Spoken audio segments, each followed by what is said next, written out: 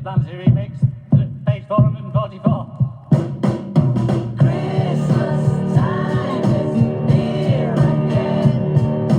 Christmas time is near again. Christmas time is near again. Christmas time is near again. Yes, Christmas time is here again. Hello everyone and welcome to today's video. Now I speak to you from Christmas Eve 2016 and as usual it's raining over here in England, which is absolutely nothing new, and it's one day to go until Christmas Day, so I would just like to take this opportunity to wish you all a very Merry Christmas and a Happy New Year. Hope you have a fantastic time tomorrow. Now anyway, to celebrate the season, I just thought I'd do a Christmas themed Beatles video. Now, in today's video, I'm going to be showing you my collection of the Beatles Christmas Fan Club Flexi singles. Now, I don't have all of them. I am missing the first one, which admittedly isn't a good way to begin the video, but at the end of the day, I can only show you what I have. So, anyway, this is my collection of the Fan Club Flexis. Now, for those of you who aren't too familiar with what these singles are, I'll just give a brief explanation. Now, every year from 1963 until 1969, the Beatles issued a Christmas record which was distributed to members of the fan club. So this was never actually released to the general public, it was only for members of the Beatles fan club, so you couldn't really buy this record, it was just a freebie, you know. But as a result of that, they are now quite hard to find. Now, also, they were issued with a little newsletter, so each single would get a little fan club newsletter. However, I don't actually have any of those with my singles, but if you do have one of those, and they greatly increase the value of your Christmas single, because it's kind of got the full package really.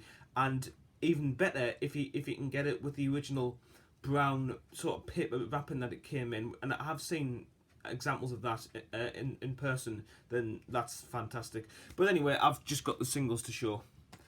And in 1970, there was the Beatles Christmas album, which was just a compilation of all the Beatles fan club flexi singles put onto an album.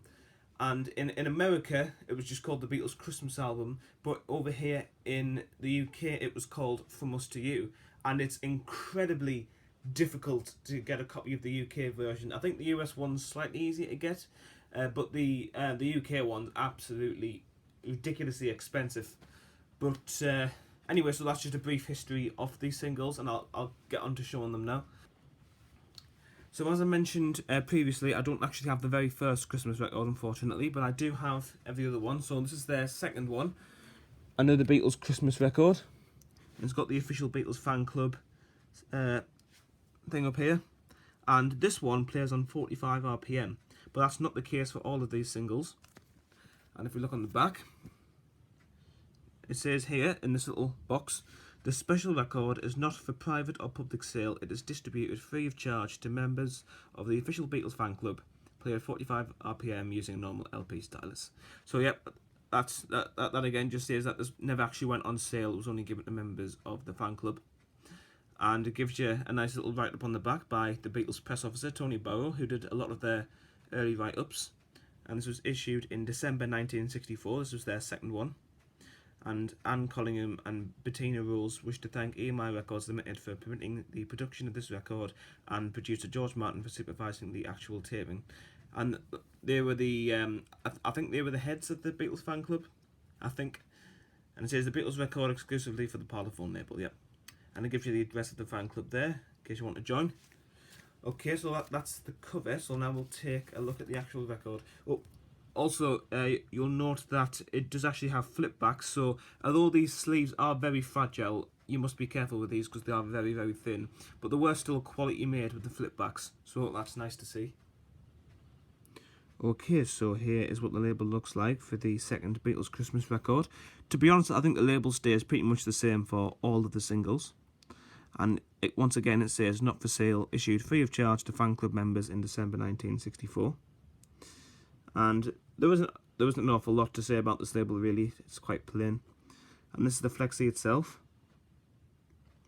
And of course, it's just got a blank thing on the back because it's only one-sided. Alright, so we now move on to the Beatles' third Christmas record. And I do really like the photo on the front cover of this. I think that's a great picture of them. And as it says at the bottom there, third Christmas record. And this one will have been released in 1965. I apologise if you can hear the rain in the background. It's an absolute storm outside. And this one plays at 33 and a third RPM, whereas the second Beatles Christmas record was on 45 RPM. And here's the back, and it's a very similar layout to that of the previous single.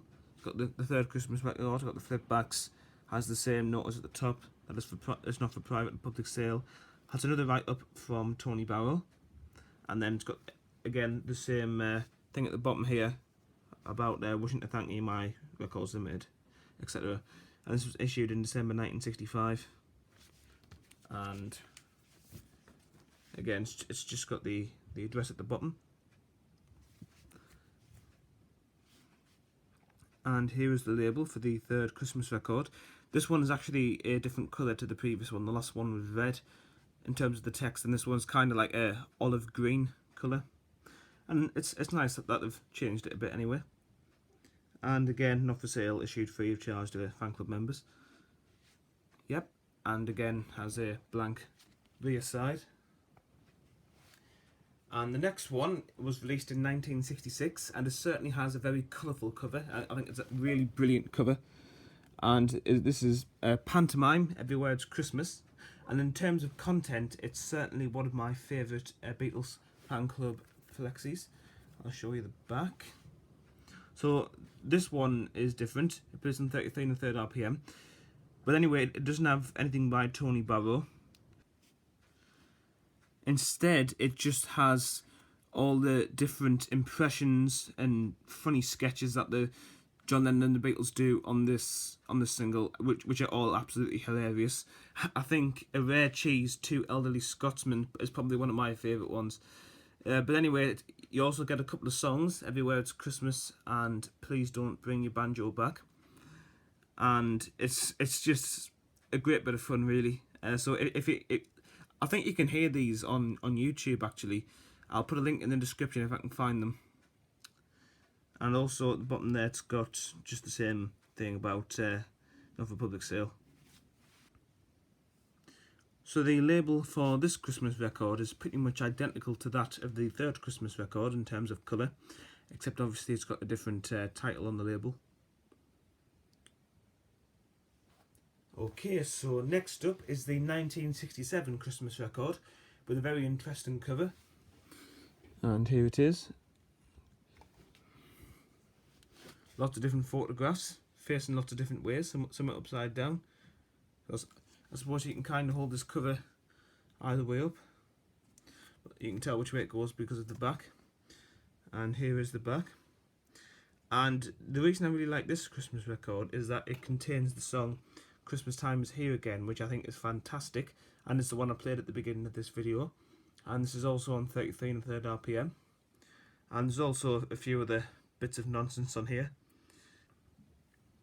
And it also features Victor Spinetti, who's on a lot of the Beatles films, and also Malcolm Lift Evans.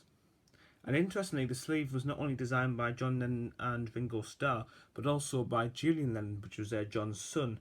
So I can only assume he did some of these drawings, perhaps.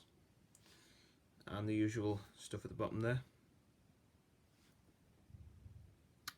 Now, as you can see here, for the 1967 single, it's gone back to a similar red colour that was on the second Christmas record. And it just says Christmas Time Is Here Again, the Beatles' fifth Christmas record.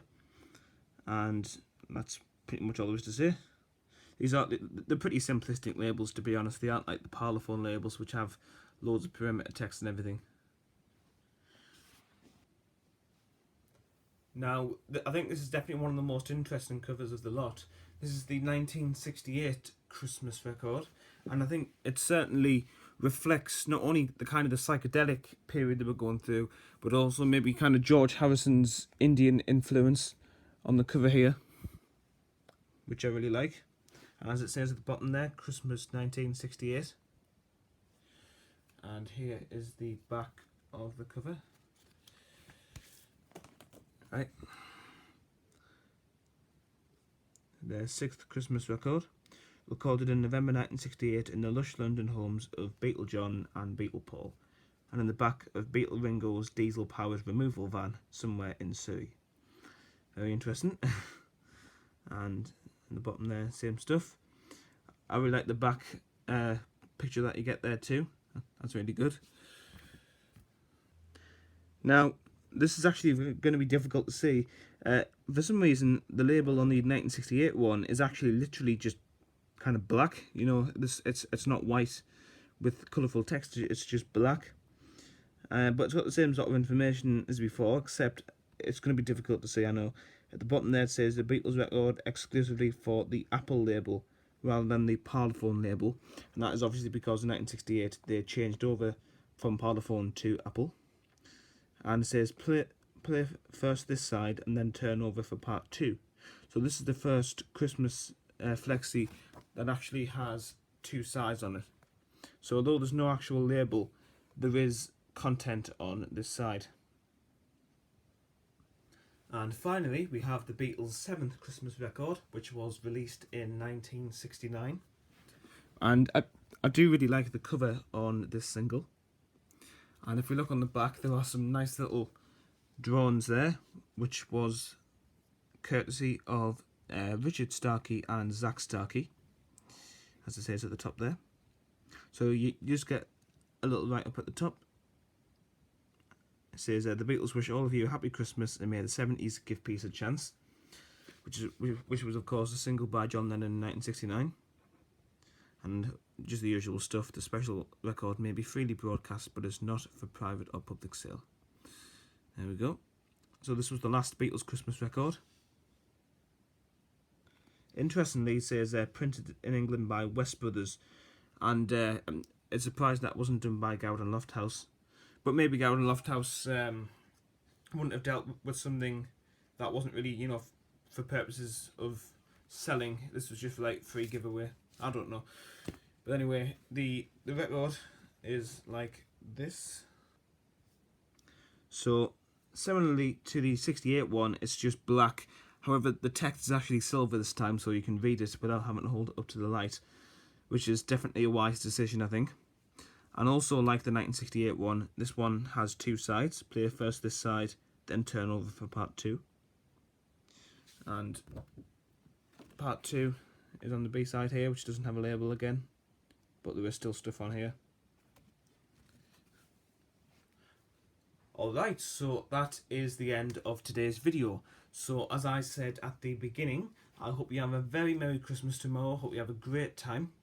And thank you so much for watching this video and for all the support you've given me over this last year. You know, it's been brilliant to hear from you all. So thank you so much, and I'll see you all next time. Christmas time This is Paul McCartney here. I'd just like to wish you everything you wish yourselves for Christmas. This is John Lennon saying on behalf of the Beatles, have a very happy Christmas and a good New Year. George Harrison speaking. I'd like to take this opportunity of wishing a very Merry Christmas, listeners everywhere. This is Ringo Starr, and I'd just like to say Merry Christmas and a really Happy New Year to all listeners.